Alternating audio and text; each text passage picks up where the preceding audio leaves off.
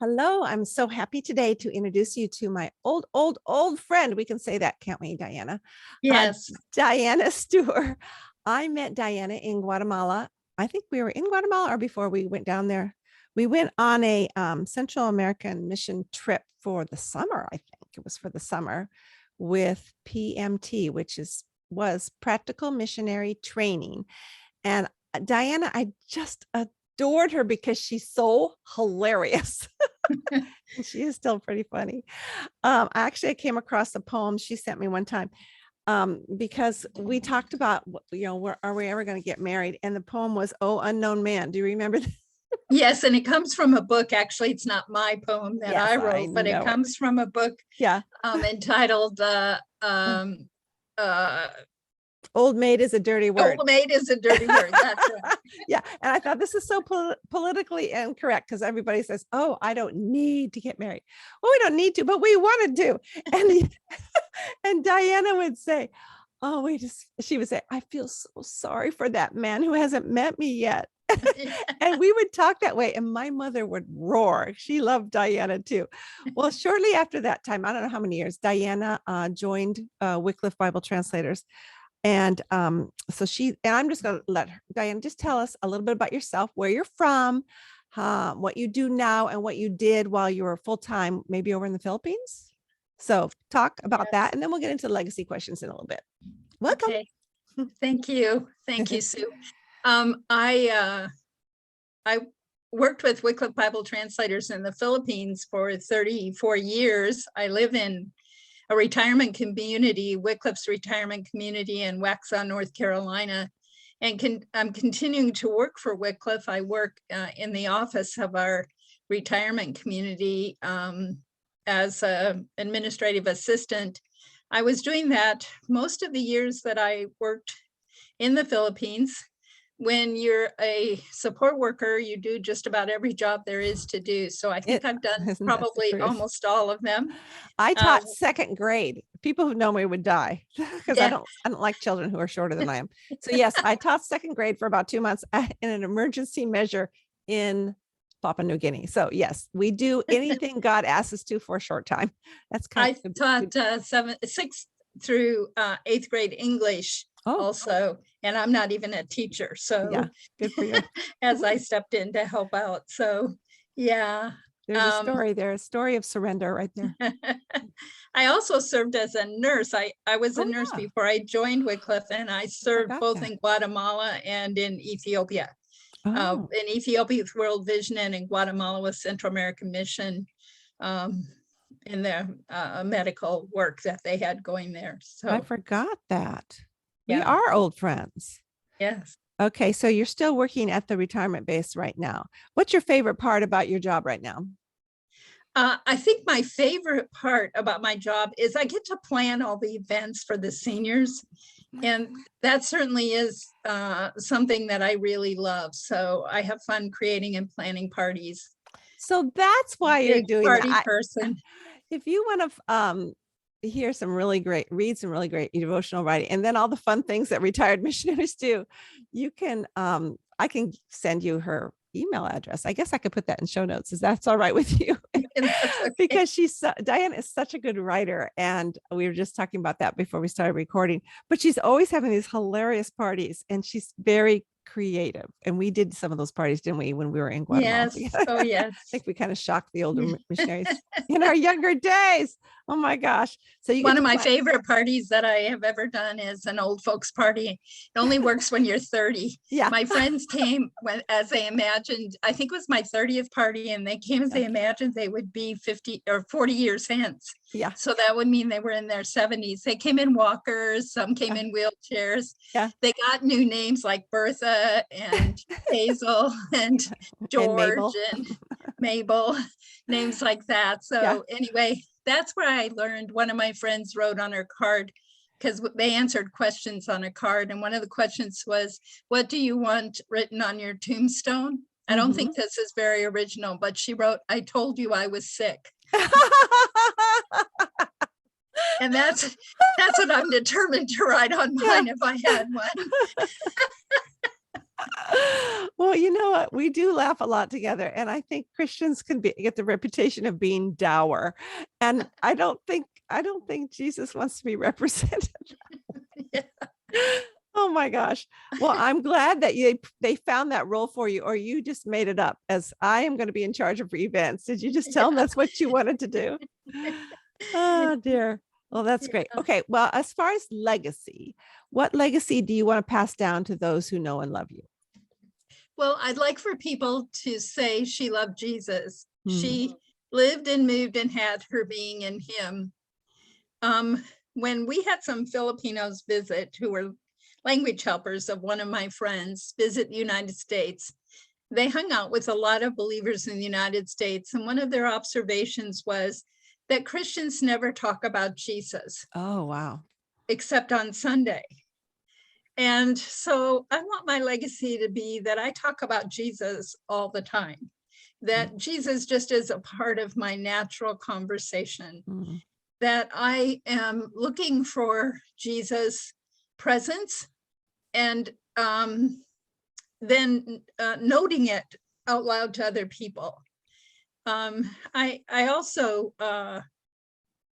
am really attracted to people who can make parables in their everyday lives about, like Jesus used to do. When he walked along, he would see something and it would become a parable, and it would tell a lesson. And so, it's that kind of thing, just leaving a legacy of being someone who talked about Jesus all the time, but in a way that was natural and that was attractive to other people, that would draw other people, so that no one felt, Tell me a little bit more about what you mean by looking for the parable. Because I was raised in the church, I just took it for granted that Jesus spoke in parables, but I've never thought, well, I'm going to speak in parables. What do you mean by that for us?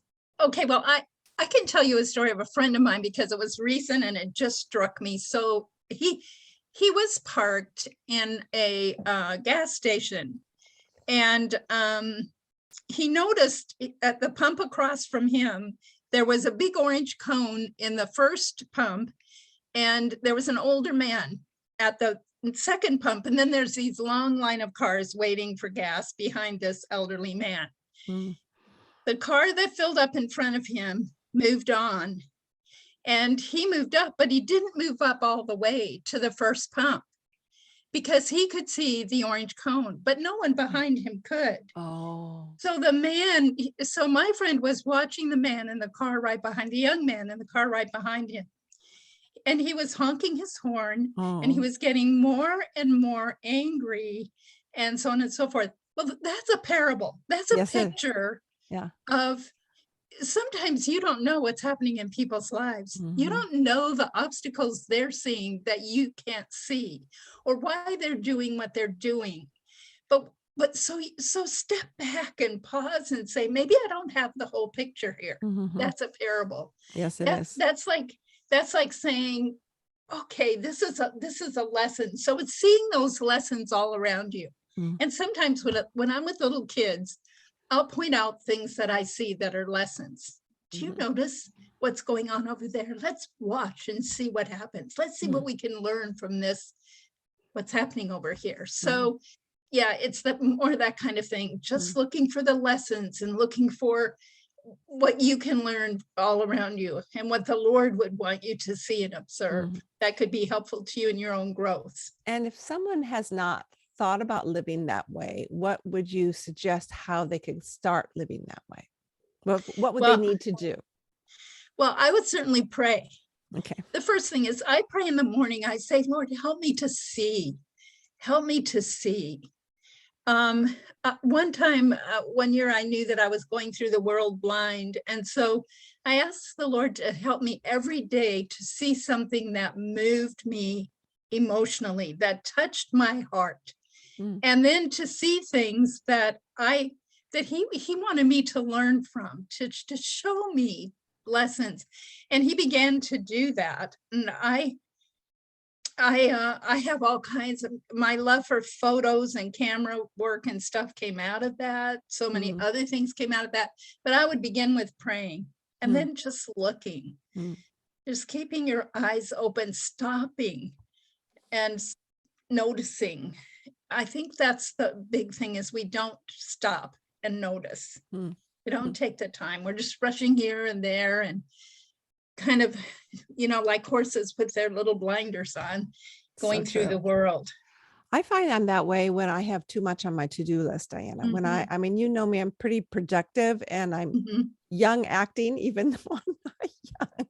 And I get those blinders on because I must produce or I must get this done. I mean, I'm just feeling like I've been catching up all week because I was out of town most of last week. And I thought, don't interrupt me. And you don't want to say that. I don't want to say that to God. I want him to interrupt me. And I don't want it to feel like an interruption. I mean, can you imagine being interrupted by the God of the universe and feeling annoyed? I mean, how presumptuous and entitled are we Americans to have so much to do? So that is such a beautiful way to live, but it's also just practical to start with prayer. And then ask him to help us see, to remove the blinders. Yeah. And I see that in your writing. Anyone who wants to get on your email list, that you really do see things in a miraculous way, just normal things, scripture that we've read our whole lives. And so it's so refreshing to my soul. So how are you currently doing this so that you have a legacy of people knew that Diana loved Jesus?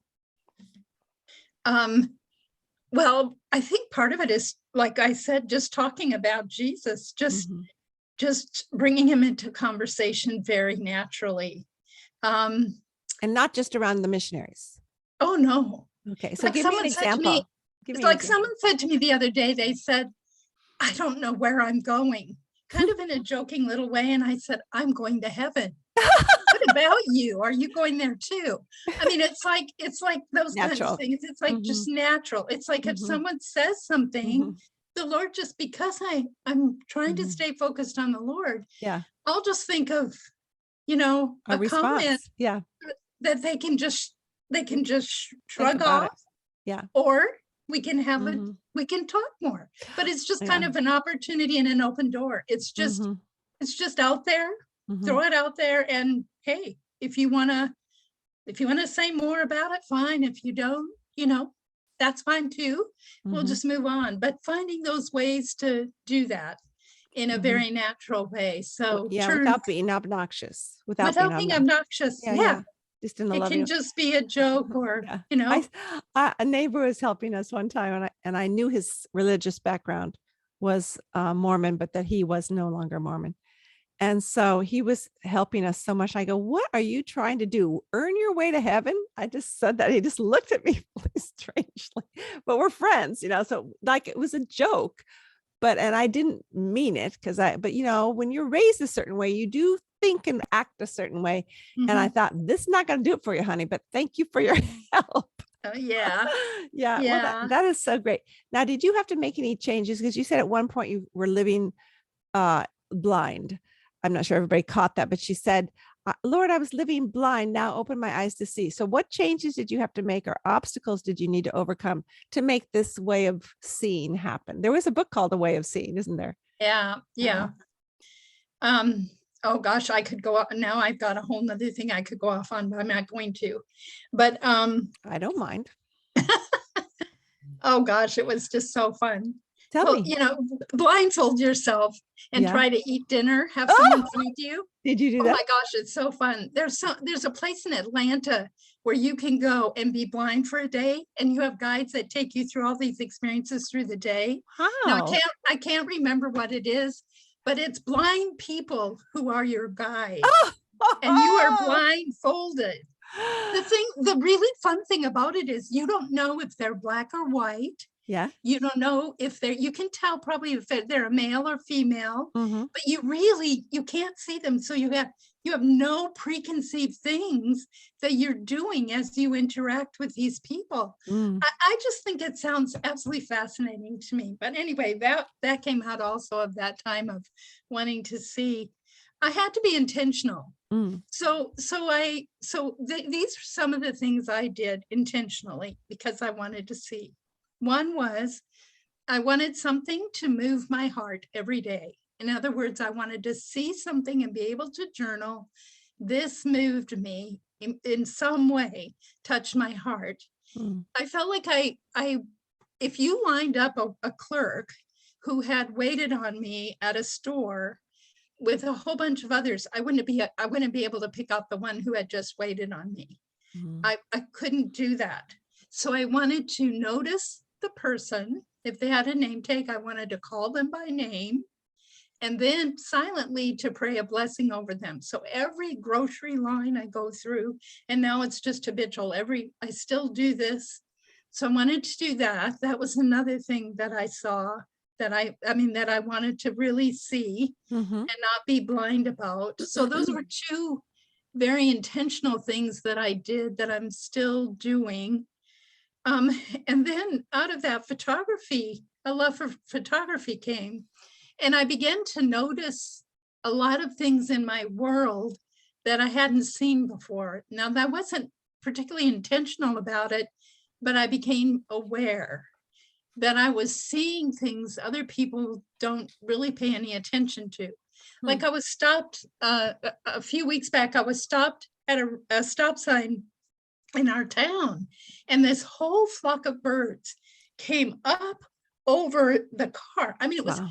absolute amazing. I was just stunned by this gorgeous, it was really, really beautiful. But all around me, people were in their phone, in their cars, at the stoplight kind of text. I could tell there were people around me who didn't even notice these birds that were coming. So it's more of that kind of thing, just generally paying attention. So there were a couple of other intentional things, but I can't remember what this was several years ago, but what they were now. But anyway, yeah, I had things that I purposely did to help me see.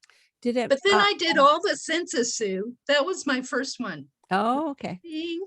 Then tasting. I made myself eat something I'd never eaten before. Every time I went out, I had to order something new for a year. Wow. Try not to order the same thing on the menu. Mm-hmm. So I just went to the coast actually a couple of weeks ago because I don't like fish. So I'm trying to broaden myself. So I'm eating fish. So I went to the coast purposely with a friend. We went to a restaurant on the coast and we ordered all the fish dishes they had on their menu that I'd never eaten. That's a lot of fish dishes.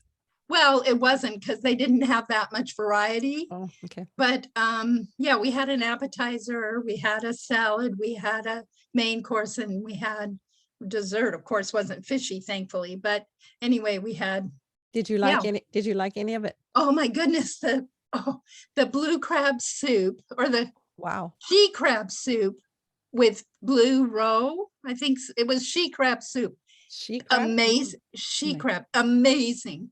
Because when you put it in your tongue, you get a taste in your tongue, but then when you swallow, there's a pepper taste at the back of your throat. So I was noticing what my tongue was doing. It was absolutely amazing. Anyway, I'll have it again if I can, whenever I can, because it was absolutely sounds incredible. Fabulous.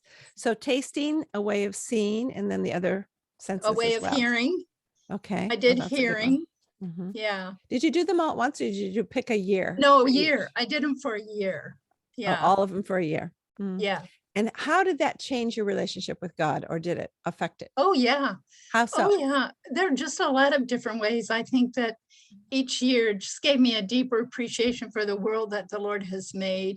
You know, he could have made the world very bland and very black and white, actually. And he chose not to. And that fascinates me. And this week I was reading about how God planted the garden in the Garden of Eden. It actually says in Genesis, he planted the garden. Think of it. God on his knees working the soil, planting the garden. He could have just said the words and it would have all been there. But it takes time to grow when you plant a garden. And so it wasn't like it was an overnight thing. It was he planted. So I'm looking at that and just thinking about that. That's just a whole new thought. But anyway, you just see the world. You just have a better appreciation for the world. Yeah. How do you, I could probably answer this for you, but that's because I know you. But how do you embody or display the welcoming heart of God? Well, I'm working on it actually all the time because I want to like people. And that's something I really have to work at. I don't see that about you. I know, but You fake it well. Or you just like me. I love making people feel at home, and I really do enjoy. I enjoy, like, I love cruises because the food is so beautifully prepared and displayed. So I love doing that for people. I love giving them an experience. I think what I love is I love giving people an experience. And when you give people an experience, then they feel loved. And when people feel loved, then they begin to open up and they begin to share themselves more freely, because just giving them an experience communicates love. And so I think that that's probably what I do, is I work at giving people an experience that communicates you are loved, you are valued. This was done for you.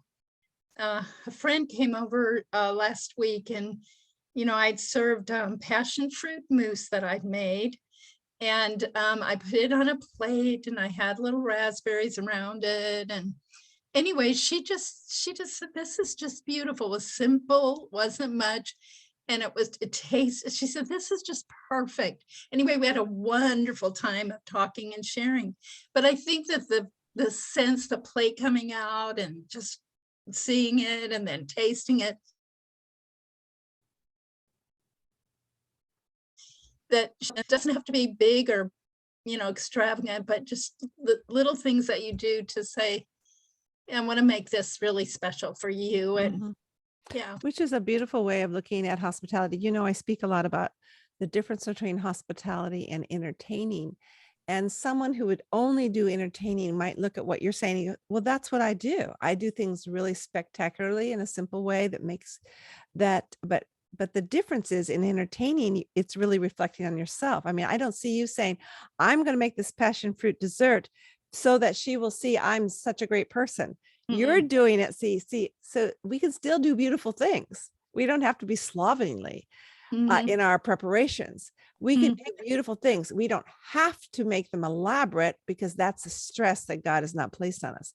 But what he's offered for us to do is partner with him in displaying his beauty, which you've talked about already, in nature, but also the way that he loves. I mean, wouldn't that be a great book title for all of your musings? The way that he loves, because he loves you so, and you're in love with him. And yet sometimes the people around us, we just don't like. And we have to ask God to give us a supernatural love for them, because they don't like us either. And we can keep us distance, but maybe that very person is waiting for someone to tell them the good news of the gospel, because they're crushed with the weight of their own sin or stress. Do you find that so? Years ago, yes, I do. And years ago, when I was at Multnomah, I woke up one morning. Okay, so I went to bed and the world was kind of gray and, everything. But when I woke up the next morning, everything was blooming. And it was absolutely like overnight. The world was just like, what happened? Every spring, it's like, what happened? But I thought, people are like that. You look at people and they don't appeal to you, they don't, but deep in all of us, deep in every single person, there's that bloom, there's that gorgeous bush, there's that gorgeous something that if you could just tap into it, oh, what amazing, oh, how beautiful, you would just be astounded. And now this is going to sound a little sacrilegious to some people probably, and they're going to, judge me on this, but oh, well, I watch So You Think You Can Dance. I love dance. So I'm going to win the Argentine tango competition someday. I'm sure you will. Anyway, Kat's Dailies is the host of So You Think You Can Dance. And I would love to meet her, because she fascinates me, because she is so welcoming to every single weird person, weird to me, Mhm. person that would scare me that she encounters. And Mm. she just exudes love to them. Wow. Now, Wow. I don't know if she's a believer or not, but what I know is she's genuinely interested in everyone. At least that's how she comes across, Mhm. genuinely interested in everyone. And that's what I think that's how every believer should be who Amen. has Jesus in them. Amen. Is that it doesn't matter what you look like. It doesn't matter how scary you are to me. I am going to want to know where that beautiful bloom inside of you, what is that gorgeous? Mm. I want to bring it out. I want Mm. to have you bloom in front of me because I know you can, because I Mhm. know it's there. Mhm. And that's, back then I thought, man, that's how I'm going to live my life. I'm really going to do that. But I'm still very, kind of step back, kind of little judgmental, just a little, cautious and all of that. And I don't want to be that. I don't want to be any of that with Mhm. new people. Mhm. I just want to be, hey, hi, I want to know, where is your blossom? What does it Mm. look like? Mm. So If you were beautiful. blooming in front of me right now, what would that look like? I want Hopefully to no, see it. hopefully no thorns, just roses from me. Yeah, yeah. Diana, this has been a delight. I'm so glad we did this, even though poor Diana, you don't know that Diana's had some root canal problems, and that's painful. So thank you. God answered our prayers, and what a Yeah. blessing this will be to everybody listening. And if you want to be on Diana's mailing list, I will put her email in the show notes. And thank you again, and God bless you, my dear friend. Thank you, Sue.